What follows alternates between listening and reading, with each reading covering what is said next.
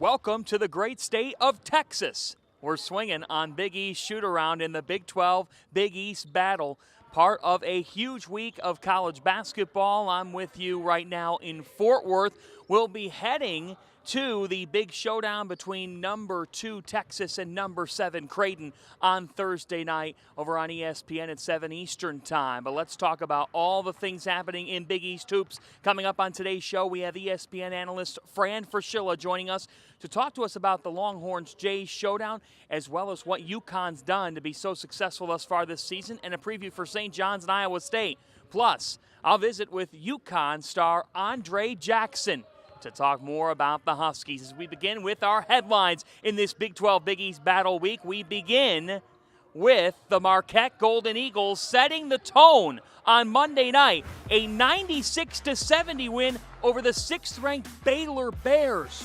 Who was that team in blue on Monday evening in Milwaukee? They made a statement. They showed the Big East and the rest of college basketball that in Shaka Smart's second year, if you thought about counting Marquette out, they were preseason number 9 in the Big East poll, you shouldn't be counting them out because Olivier Maxence Prosper went off for 24 points. Cam Jones was great for the Golden Eagles as well, and Tyler Kolek poured in 11 assists. Marquette has a dynamic 1-2 punch in Kolek and Jones in the backcourt. And now with Omax Prosper, as well as David Joplin, their versatility, their ability to run the floor, Shaka Smart has a team that can get after you defensively and that can space out the floor, and they forced Baylor into 20 turnovers. They had 36 deflections. An impressive win for the Golden Eagles, a resume builder for both them in the Big East, and now they will welcome in Wisconsin Saturday afternoon over on FS1.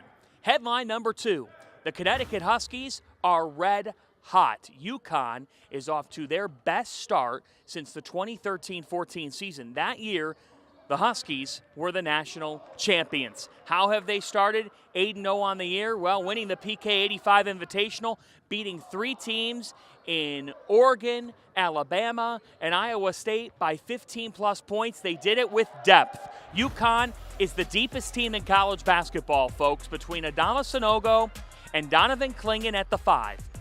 Alex Caravan's adding a lot at the 4, but then you look at the backcourt, they have different guys that can beat you.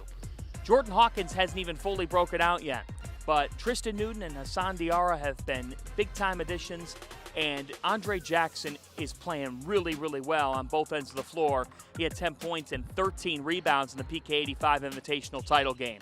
Huskies welcome in Oklahoma State at Gamble Pavilion tonight, 6:30 Eastern Time on FS1. What a showdown that is going to be, and Gamble will be rocking. Headline number 3. It's Creighton, it's Texas in Austin.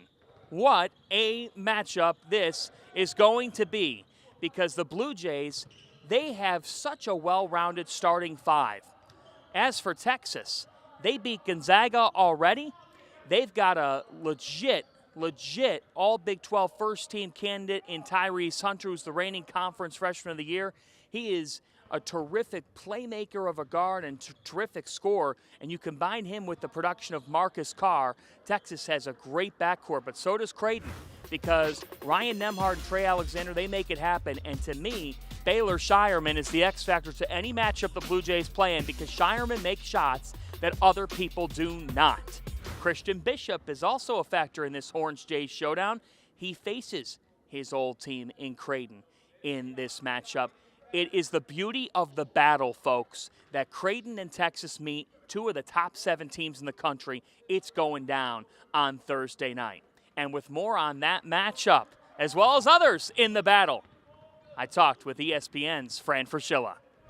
Big East shoot-around is road tripping to Texas, and Fran Fraschilla is road tripping too. He's coming to us from the roadways. He starts this week at Illinois, but then he'll end up in Austin, folks, for the Big 12 Big East battle showdown between number 2 Texas and number 7 Creighton. And it is great to be joined by you, my man, Fran Fraschilla.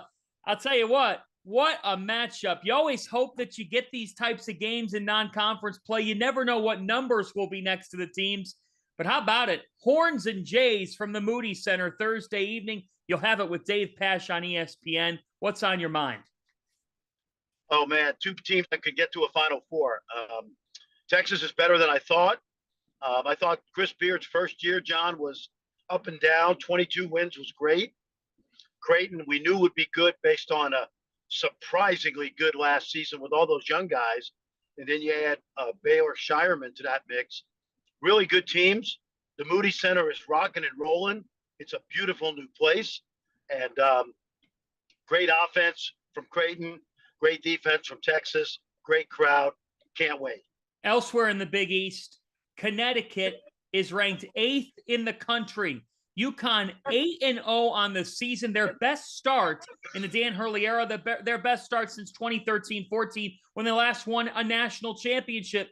Huskies beating Iowa State Sunday night in the PK85 Invitational title game. They host Oklahoma State Thursday evening, Fran. What do you like about this UConn team, and what can they expect from Mike Boyden's Cowboys? This team has been built in the image of Dan Hurley, period. I remember when he was, quite frankly, offered both the Pitt job and the UConn job at essentially the same time during the great run at Rhode Island. And UConn fits him like a glove. I think the character of the fan base fits him, the way Calhoun fit that program. It wasn't pretty early. Dan wants everything to be done by yesterday. That's his personality, John. But watching their team last night, it's a Dan Hurley team. They've got toughness. They've got size. They've got athleticism. Their transfers have fit in well, so much so that they don't have to rely on some of the guys that have come back. Their freshmen obviously are going to be really good. Caravan and Big Donovan Klingon, the local kid. It's a Dan Hurley team. They're going to punch you in the mouth, figuratively, by the way. And you got to be ready to withstand that because his personality is such that he's built a team in his image, and they're going to be very difficult for Oklahoma State. Oklahoma State does not score well. They have some experience, have some size, but I would not be comfortable if I were Mike Boynton, terrific young coach, going to UConn, because right now this UConn team is playing like the number 8 team in the country, and who knows, they might even be better than that before the year is out. Let's go to New York and head to Queens in particular. St. John's is 7-0 on the season. They win the Empire Classic title game over Syracuse. Last week, it's a 7-0, but their biggest test is ahead of them. And that comes Sunday afternoon when they have to go to Ames to take on Iowa State. I think we both know, Fran, you don't just willingly sign up to go to Ames because it is a very difficult place to play, Hilton Coliseum. But that's the beauty of conference challenges. Johnnies and Cyclones. How about that St. John's pressure? And on the other side, an Iowa State team that does things their own way defensively. Yes, no question. Kudos to Mike Anderson. He's got a solid team. Transfers have really helped. I'm a Dave Jones guy. We watched Curbelo at Illinois. Posh is back, and he's certainly made an impact. Soriano's a year better after transferring from Fordham. I was trying to think in the Big East, a similar environment, and I would say vintage Sean Miller Cintas Center, Gamble Pavilion, and maybe the Quest Center in Omaha. And I got to throw in Marquette too. It's going to be that kind of road game for them. I think on paper, this is an even matchup, and I might even give the edge to St. John's. But you and I both know, you mentioned it, Hilton Coliseum is a magical place. If that fan base and crowd support is what I think it will be Sunday, this is a big test for St. John's. But in a good way, it's a test they need, as you pointed out. I looked at their schedule, and I would say this is the toughest game they'll play so far in the early season. So it's an opportunity game for them. Can they win? Absolutely. And if they do win, I think it'll be a nice feather in their cap as they move forward in December and get ready for conference play here soon. The Cyclones are in the AP Top 25. That game between the Red Storm and Iowa State comes your way Sunday, 3 Eastern Time, ESPN2. He is Fran Fraschilla. He'll be on the call for Creighton in Texas Thursday night. Fran, we're on a nonstop highway, right? Nonstop highway to Houston in April.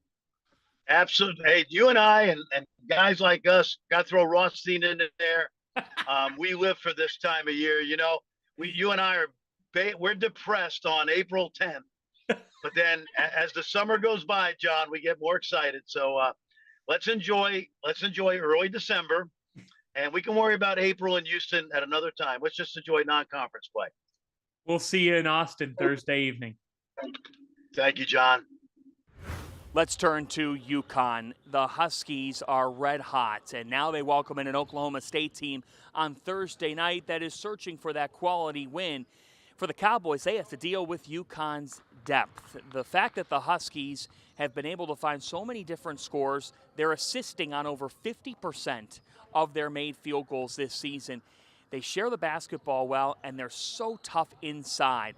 I am looking forward to seeing Adama Sanogo meet one of the nation's shot blocking leaders. He's third in the country with 25 rejections. I'm talking about Musa Cease for Oklahoma State, big time presence. But the key to this one, in my mind, is UConn's ability to score in the backcourt and to score from the perimeter. Jordan Hawkins back home, can he get hot? Tristan Newton has been hot for the Huskies, and don't count out Joey Calcaterra, or as Husky fans are calling him, Joey California.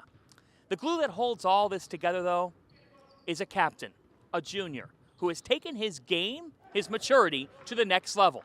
It's Andre Jackson, and I sat down with him earlier this week. Andre, how rewarding has it been to start the season at 8-0 and to be in the top 10 of the country? It definitely feels good, man. Coming into UConn, like that was always the goal, to try to bring it back to that place. And I think we're just like we're getting towards that, and I think it's definitely good. And I think the biggest thing is just staying focused and not letting that kind of stuff get to us, and just staying within the team and continue to work and just try to just continue to get better every day.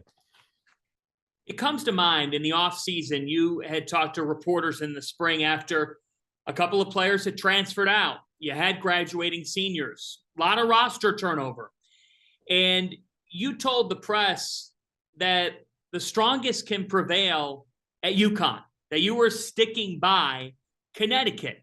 What made you believe that that was the right move for you?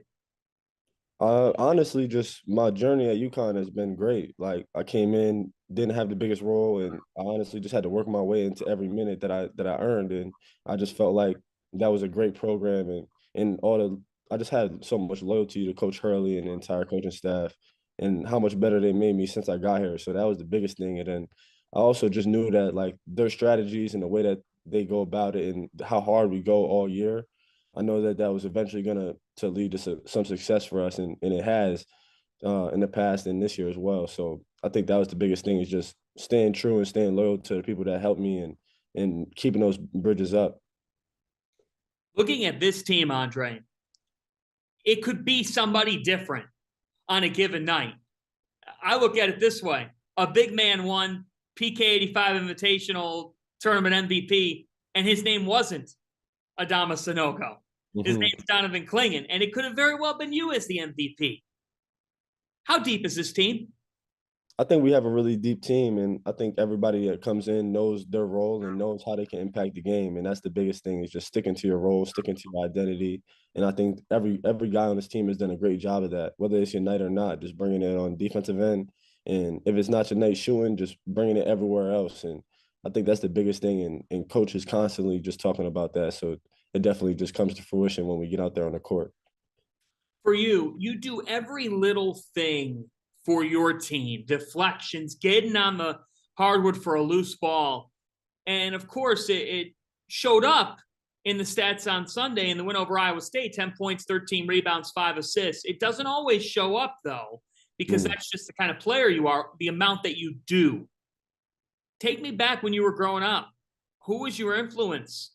Or where did that come from, that mindset to do all the little things? Well, when I was growing up, I honestly that's always how I played. I always wanted to play to win. And that's just kind of a mentality that was just taught to me at a very young age from all my coaches and my mom, all my parents and all my people. They just taught me like to win. And that's the biggest and most important thing. So that kind of just leads me to just do everything in my power to win.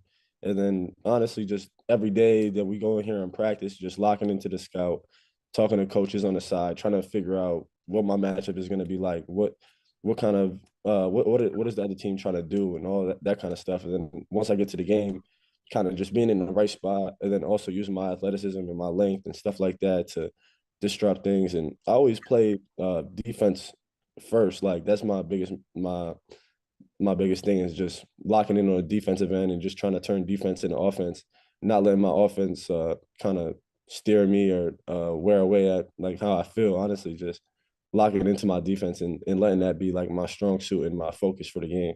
All right, rapid fire with you. Yep. Andre Jackson have a hidden talent? A hidden talent. I would say I have some hidden talents. I like to draw, do like some different graphic design and stuff like that. That's something that I do in my free time. The 2 or 3 artists that you have to listen to before a game?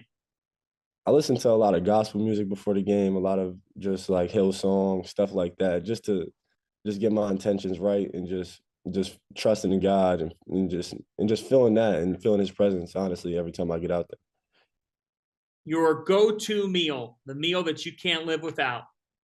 The meal I can't live without would have to be like probably pasta. I grew up eating a lot of pasta, so yeah. If you could play with any 2 all-time NBA players, whether they're present, past, whoever, for a 3-on-3 game, you get to pick 2 teammates. Who are you playing with? Shoot, that's a hard question. Anybody, no matter where. Doesn't I'll matter. have to go with Michael Jordan and Kevin Garnett. That's the way to do it, Andre Jackson. Rapid fire, and his Huskies are on fire. 8th in the country, and they welcome in Oklahoma State, trying to go to 9-0 on Thursday night in the Big East Big 12 battle, 6:30 Eastern time, FS1. Andre, I think Gamble Pavilion might have some noise inside it on Thursday night. What do you think? For sure, definitely. They're always there. They're always there. It's that time again. Let's open up the Big East Hoops mailbox. We ask you for your questions, and we answer the best ones. Here they go. Let's start here. I open up my phone, and I see a Twitter account named Hot Buttered Lobster Rolls. It's at Seafood and Eat on Twitter. Now, they're a Big East basketball fan, too. They like their lobster, but they also like their Big East hoops. He asks, who's been the most underrated player throughout Feast Week? Well, I'm actually going to go to Queens for this one, and I'm going to go to Joel Soriano from St. John's. He's taken his game to the next level. He's averaging a double-double, went off against Syracuse. Soriano took it upon himself in the offseason, folks, to build up his body, to become more of a leader. And the St. John's Red Storm have had guard play. They've had versatile forwards like Julian Champagny. They have a new one in David Jones who makes things happen. Where has St. John's been lacking late in these games and in the tough moments of games? An elite post presence. I think Joel Soriano is the most improved player in the Big East Conference. I think he's really coming on, and he's the guy to me leading St. John's to an Empire Classic title. And now with the Red Storm meeting Iowa State on Sunday, they need Soriano to keep this up. Question number 2 comes from @Muskie Season. So it's a Musketeers fan asking about a Xavier team that welcomes in West Virginia on Saturday on FS1. Bob Huggins returned to Cincinnati, that area where he coached from 1989 to 2005. Huggy Bear is back, but he's going to be at the rivalry house that he was on the other side of in the Crosstown Shootout at the Cintas Center this time. It'll be fun when the Mountaineers and Musketeers meet. And @Muskie Season asks, now that we've seen Xavier against 3 of the top teams in the country, and with our obvious defensive struggles, what do you see their ceiling being come March? Well, Muskie Season, I think Xavier could be a dark horse come March. I think as opposed to some previous Xavier teams that have actually gotten worse as the season's gone on and have been unable to finish, I really like the upside of this team, and I think they're battle-tested. And sometimes early losses are a good thing. They make you play looser. They make you learn about yourself. They make you learn what you're not good at. Scheduling hard is a good thing. Xavier has a tough schedule, and they really could use the West Virginia game on Saturday, but they have one of the best front courts in the country in Jack Nunge and Zach Fremantle. And when Nunge gets cooking offensively, look out. Kobe Jones is a big-time wing. Defensively, they got to figure out a way to guard dribble penetration better, and they got to figure out a way to not give up open threes. But that's a Xavier team, folks, that was right in it with Duke, was on the doorstep of beating Gonzaga. And had they put together another 2 or 3 minutes, they probably would have beaten the Bulldogs. But the Bulldogs found a way to come back and win that game, and they showed why they're a national title contender year in and year out. Xavier fans, you should feel good about your team, because although your team has fallen short to some of the elite teams, they've played those elite teams. They'll be more comfortable if they go up against them come March. Question 3. Coach Gill 11 asks, one area you think UConn can improve on to take another step? They're sharing the basketball. They have elite post presence. They haven't lost. They've played a challenging slate at the PK 85. So let me take a look at UConn briefly. I'm literally pulling up what I see from a numbers standpoint with the Huskies. Here's what I'll say. They've gotten great contributions from numerous players. But I don't even think Jordan Hawkins has fully broken out to what he can be for Connecticut. So my answer to that would be Hawkins, get him going, get him scoring at a consistently elite level. That's the one area that I would submit that maybe that they can look for improvement on, because their front court right now is as dynamic as they come. And if their guard play, their point guard play is an area that you're always looking at. They got to have point guard play that can manage the game. Final question comes from a Twitter account named @StJohnShirtGuy. How many teams does the Big East get into the dance, and which ones are they so far in the season? So here's what I would look at with that. I would say Creighton, UConn for sure. I think Xavier's going to be a tournament team. St. John's is going to be right there. And then look out for Providence. Look out for Marquette. Marquette beating Baylor is huge for the conference's resume. Here's the thing. There's a bit of a change in the Big East, a bit of a change of the guard. Villanova's no longer king. That's not a bad thing. You still have 2 elite teams in Connecticut and Creighton. And, folks, it is early. It's still early in the season. And I do think that on top of Xavier, I think that a St. John's team that's unbeaten, look out for Marquette and look out for Providence, because the way Ed Cooley coaches his teams up, they get better and better as the season goes on. And I think that this team with Bryce Hopkins is an example of that, because they're still sorting things out. They had to replace their entire starting 5 from a year ago. They're a work in progress, but I would look at them. I still think that the Big East can be a league that gets 5 teams in the NCAA tournament, and perhaps 6 if things really break the right way. That does it for us. For the mailbox, hey, a loaded Thursday slate is on the docket, with UConn hosting Oklahoma State, as well as Texas welcoming in the Creighton Blue Jays, and Seton Hall traveling to Kansas, a rematch of an NCAA tournament game a few years back. I'm John Fanta, and for now, from Texas, I'm going to grab some barbecue. Thanks for watching Big East Shoot Around.